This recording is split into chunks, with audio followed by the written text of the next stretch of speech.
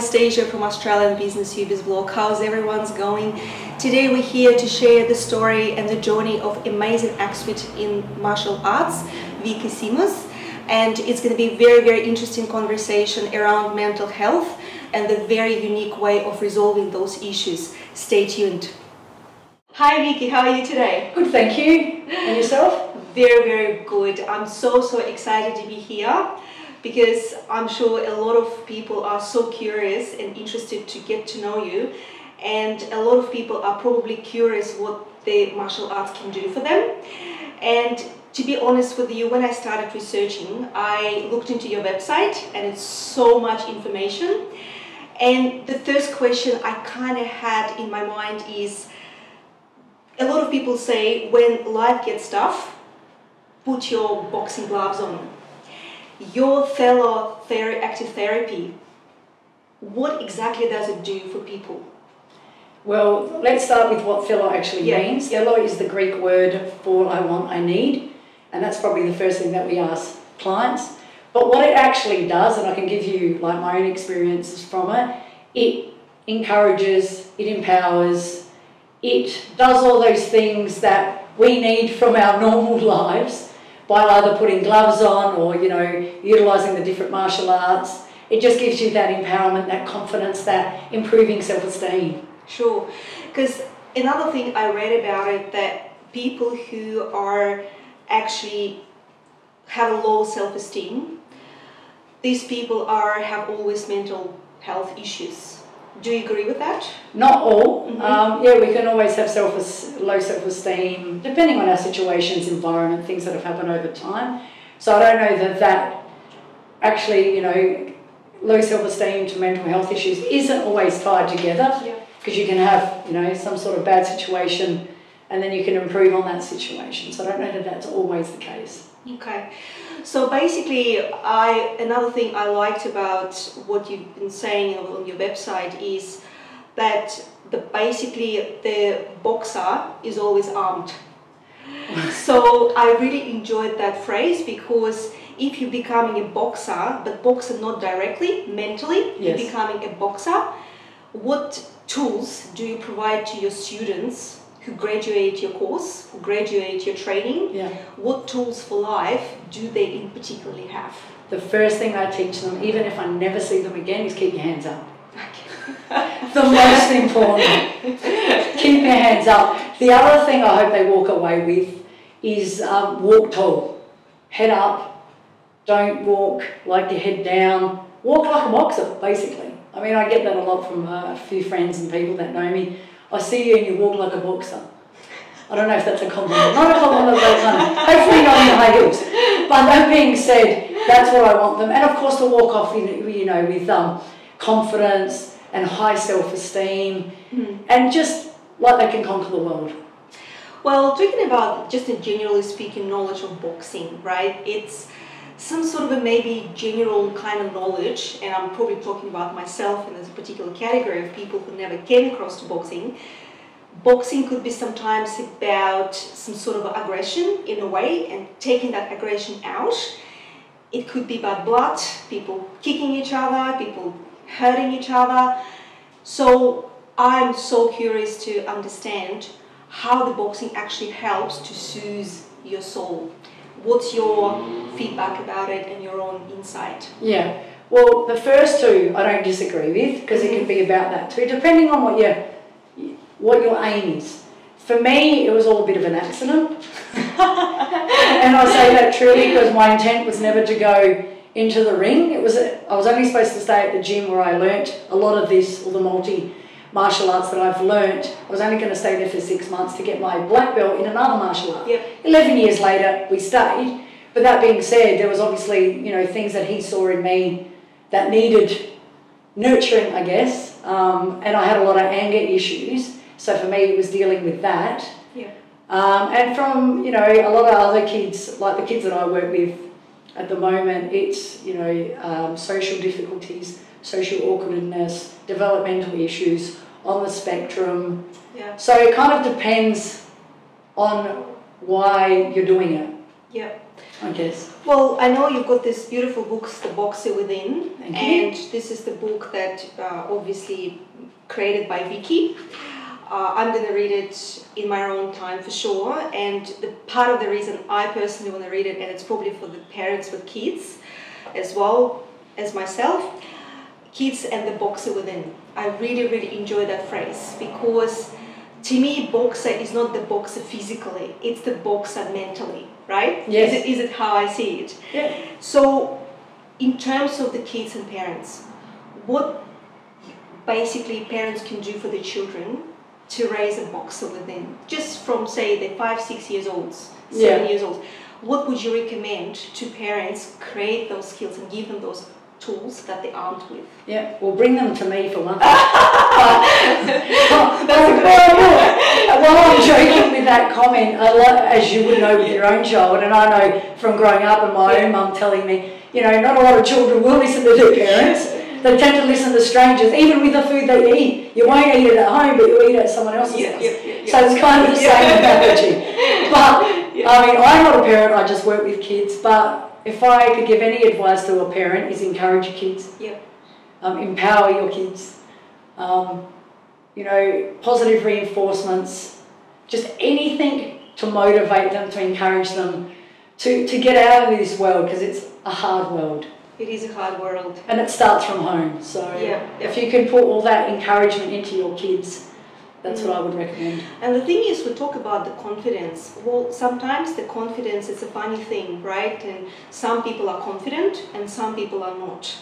So that confidence, is it developed from childhood? What's your insight about? Or it's something that you can lose just like that? Say you're growing well, everything is fantastic, you're 25 years old, and all of a sudden your confidence is gone. Is it something you can fix easily? And the THELO therapy can help you with that. I don't know that you can fix it easily. I agree with both of those statements. Sure. From my own personal experience, didn't grow up with confidence, low self-esteem, but obviously developed it as I got older, especially through training. But then you also can lose it, because there will be situations where things happen and you can default, and you kind of, you know, the saying 2 steps forward, 1 step back.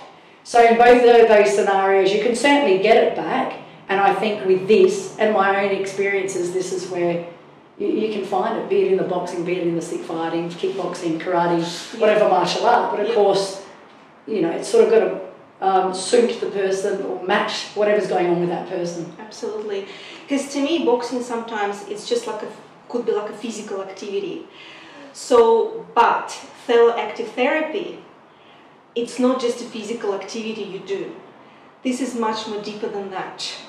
So what else the THELO Active Therapy provides? Like when you box, because you are a professional counsellor, you've been a counsellor, you're a psychologist, you've got all of these degrees, you've been trained overseas, right? You've got all these beautiful awards here. So what are the ingredients in this mixture of outside of physical activity is a part of the THELO therapy? Okay. So just to correct you, sorry, because I don't want psychologists out there going, she's not a psychologist, I'm a psychotherapist. Okay, sure. But to answer your question, I probably want to quote Bessel van der Kolk, I don't know if you know, he's a psychiatrist who basically advocates for martial arts, especially in assisting those in trauma. So depending, every person is different, every child is different. So obviously I take it on very differently depending on that child or whoever comes to see me. So you're right in saying it's not just the physical, it's what I also tell them and encourage them. I also push them, so it's not all just, oh, good job, good job. No. For those that know me and have trained with me for a while, they know. But it's from a good place. Sure. Because I want them to excel in that outside world. So it's not just about like you go with the flow. Just put the gloves on and things magically will work out for you. If only I would have won so many fights. It's a little bit of a push there. You have to overcome the challenge first and then you're like a fish in the water. Is it that how it probably would work in a way? For me, yes. For me, just to give you a bit of background, horrible in the ring, horrible boxing, lost pretty much most of my fights, but for me it was this challenge. Because jumping in the ring was, oh my God, what if I lose? What will people say? What will my friends? And by that stage, you've already lost.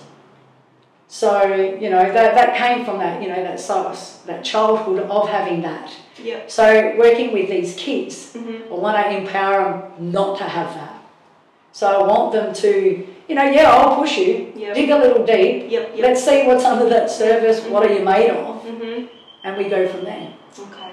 So do they share the story with you of the reason they like? Oh, the parents probably do, but depending on the age group, the parent, if they're like younger, the parents will give me some. But I look at them, like depending, whatever's going on with them, be it, you know, they're on the spectrum, whatever, I just look at them as a normal kid. Yeah. Because I don't want to put labels, I don't, you know, because I'm a bit different too. We're all a bit different. We are, yeah. You know what I mean? And I don't want, oh, there's a label, oh, you're this, you're that, you're...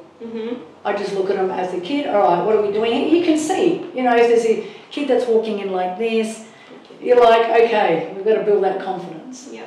How are we going to do that? And I just treat them like... as normal people and... Pretty much. Because we're all different and, yeah. Yeah. Well, in this particular case, in brief, can you describe the most successful case scenario in your life, in your career, basically, when you've seen someone basically to flourish? Like you've been someone looking down, as you said, and he's completely not smiling, just closed off, introverted, whatever it is, and all of a sudden, say 2 months later, that person is a different person.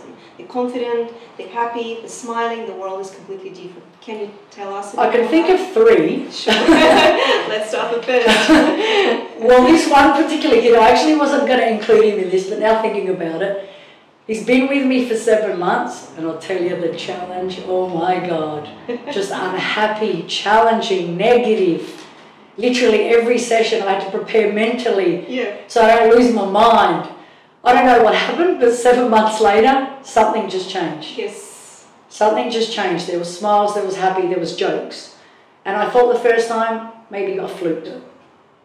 So we went second time, happened again, same sort of, you know, there was negotiations. We could never negotiate with this kid. There's a lot of work to do, but from where we've come from to 7 months later, big improvement. Yeah. I really enjoy working with him. My other one, been with me probably the same amount of time. Spectrum, not a lot of words. Says a lot more words now. Yeah. Very cheeky, a lot more confident.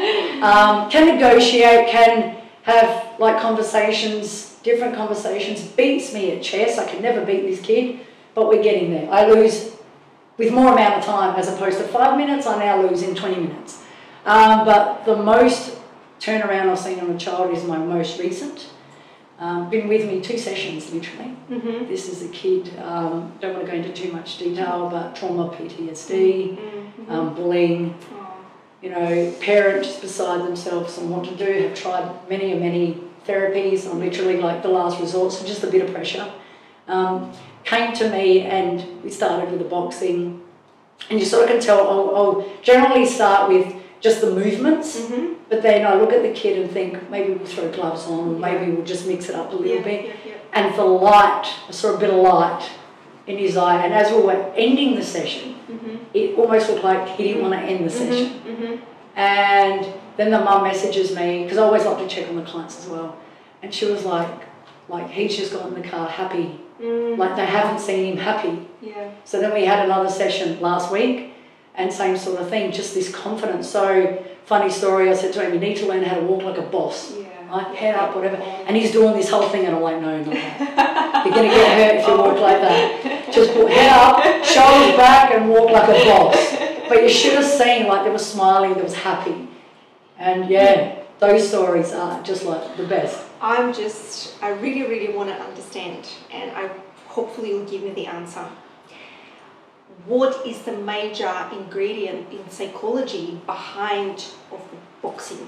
So when you box, you trying to kick out the demons, in brackets, punch out the demons, punch out and let them out, or it's some sort of an energy you're getting from outside. I'm just trying to understand what the psychology behind the actual physical activity that gives that confidence back. Yeah. How would you explain that? So if you look at the psychologist or psychiatrist like UBIZblog Van der Kolk, he probably explains it the best. And even like Nelson Mandela, for example, he used it while he was in prison. Yeah. And it not so much got rid of the demons, but it channeled his anger in a different way. Yeah. And that term, you know, creating new neural pathways, or i.e. neuroplasticity, where you're creating new neural pathways to channel your energies in a more positive way. Yeah. And of course, at the same time, getting rid of those negative toxic emotions. But what it does, and what I found accidentally, and oh my God, it brings your emotions to the surface. Wow. Which is why I then decided, well, it happened for me. So that was happening, and then it was like, well, what do I do with these emotions? Then I started seeing my therapist, and it was actually like, oh, hello, this is like, it's working as this, somehow, this interwoven way of helping, where you're going to speak to someone, or you're doing, the boxing, for example, and then you go to speak to someone and you talk about what's actually come up in those physical sessions.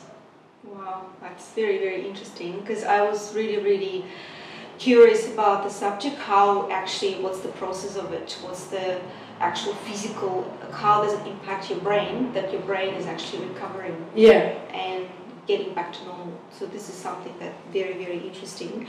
So as we mentioned before, people with mental health, they lack of confidence here, and can you tell us, say, okay, from 3 to 5 points, how THELO Active Therapy, in particular the boxing, is the self-improvement therapy? Like, if you put it in 5 points, but 5 points. 5 points, if we can get down to 3. That's right. Can I do sentences, or does it have to be one word? You could do sentences, whatever you feel like. Well, look, it's in the research. Yeah. I mean, it hasn't been. It's probably the last decade or so, I think 15 years, where it's been researched and people can see that it makes a difference. Yeah. My own personal experiences, definitely that. The kids that I work with and the changes that I've seen in them. Yeah. And you know what it is, you've got to want it. Like, you've got to want it. Like, I've seen the changes in myself, and of course we always, we're only human, 2 steps forward, 1 step back. But you've got to want it. Yeah. Absolutely. I think in anything you do. Yeah. That was 4 points. That's 4 points. Do you want another 5? Let me think. Let me think. I don't know, actually. Like, put me on the spot there with that one.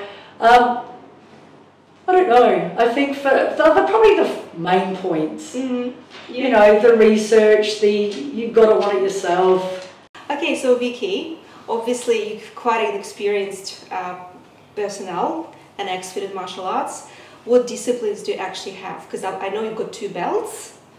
Tell us more about your discipline, and maybe another question attached to it would be, how did you actually start doing that? Where did you click in your head one day that I actually want to do this? Just a bit of a more... I don't want to kill it because it's in the book. So I'll have to let the readers read it, so I'm not going to tell the why. Keep a secret. That's right, exactly right. But you are right, yes, I've got a couple of black belts, or 3rd degree in Doce Paras Eskrima, which is a Filipino martial art. Yeah. And then I've got a 2nd degree in Ajacampo Karate, but I'm also efficient, I guess, proficient for a better word, in kickboxing and karate. Wow. So I'm trying to name them now: karate, kickboxing, stick fighting, boxing. Yes. So what do you enjoy the most? Karate or boxing? Oh, the boxing, hands down. I love it. What do you enjoy in particular? Learning the combinations, because my current trainer, shout out to Pradeep, he loves to challenge me with different combinations. The harder the better, because he knows I was going to swear then, but work really hard to try and get them, and sparring. There's nothing like sparring. Like it sounds really weird, but to be here and hit and play that mental chess game with another opponent. Like trying to read what they're going to do. Yeah. So boxing is we're coming back to this again, it's just like, because I'm so curious, it's not just a physical, you have to think. Your brain is involved. It's not just physical activity, you're constantly thinking what your opponent is going to do. 100%. You're trying to guess and I guess it's a combination of brain and your physical together.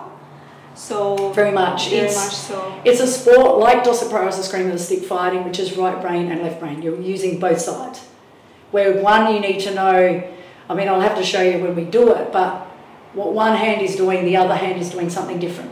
It's like when you're hitting one, you're keeping the other one up. Yes. And while that seems like a simple concept, it's quite a difficult one because you have to think. And then when you are sparring with someone, you've got to know, oh, you know, okay, they're going to come with this. What do I need to do? How do I? Yeah, so it's a lot of mental. But I love that about that as well, especially with the combinations. Yeah, that's awesome. You've got a lot of awards. What's your favourite? As in awards? Look, what's the most memorable kind of sort of experience when you felt like, oh my God, I've got this? Stick fighting. Okay. When I first competed, which I can't even tell you the year, I'm thinking 2005, I wasn't in a very good headspace. Yep. Paid about $1,500 to go to America. I fought once, I lost. That was the end of that. Thought that can't happen again. Then we trained in 2007. Yep. And I trained so hard. And then like literally bleeding. I mean, I'll show you some sticks if you guys want, but it literally cuts you in there. But I kept training and training, and then my trainer's like, I think you could probably do silver or gold. And I'm like, wow. Now, if you know the song, I don't know if you know Whitney Houston, but it sort of associates with that. The Moment in Time song, it just really resonates with that because I will never forget that. And then we went to America, I competed, I ended up winning 2 silvers and a bronze. Nice. In that, and that was just, I had 15 fights, I think, over a period of 2 days. Wow. And I just wanted to get through the first one. If I could get through the first one, then the rest was easy. So yeah, that would probably be the most memorable. Well, it's incredible, and it's also motivation for you as well to keep going. Well, more so for my kids. I didn't put all this up. That's amazing. You know, for me, it's more for them to see, oh, look, Vicky can achieve this, and I can do anything as well. There's a few combinations of soccer and fighting there, but yeah, played soccer for 5 years as well. There's another question, just a quick one related to that. Obviously, you're a guru, right? And we all have someone who at some stage influenced us or encouraged us, and it could be sometimes a stranger. It's not necessarily your mom, dad, your friend. Can you say about someone who actually motivated you at the beginning when you were maybe you didn't know what you're doing, and they said, well, you actually go for it, go girl, you can achieve that? Yeah. If anyone you can recall in your circle who could actually help you and motivated you? Well, I guess, look, from the training point of view, it was this guy on our left in that picture. Yep. He was, I spent 11 years with him in his gym. Wow. And while he was quite unorthodox, he really did push me to, he made you believe that you could do it. Yep. I suppose even when you didn't. And of course, you know, friends sort of come after that. But yeah, he was the guy that got me to that position, I guess. And then it's just a matter of believing it yourself. And if you have enough people believe in you, you start to believe it too. Absolutely. Yeah. All right, and we come into this. Okay. So now I would really would love you to show us absolutely win-win situation and some particular moves. Sure. That I'm going to be your experiment. Great. It makes sense. I'm one of those people who never experienced the boxing yet. Yep. It's going to be very interesting kind of sort of demo. So would you show us? Absolutely. Okay. Absolutely. Let's do that. Sure. Sit back a little bit and drop down a little. Sure. Not that low. That's it. And hands in. So if I'm going to push you, the idea is that you're not going to fall over. Okay? Oh. That's the first thing. And because you are right-handed, we put the weaker side in front first. So that means that will be your jabbing hand, which is the first punch you'll probably learn in boxing, and this is your cross, but they both do the same thing. So what you want to also do, if we're going to hit, so you bring that hand there, and that one just in front, bring to catch just in front of your mouth, and the other one is to keep the opponent, if there is an opponent, away. So just here and about here.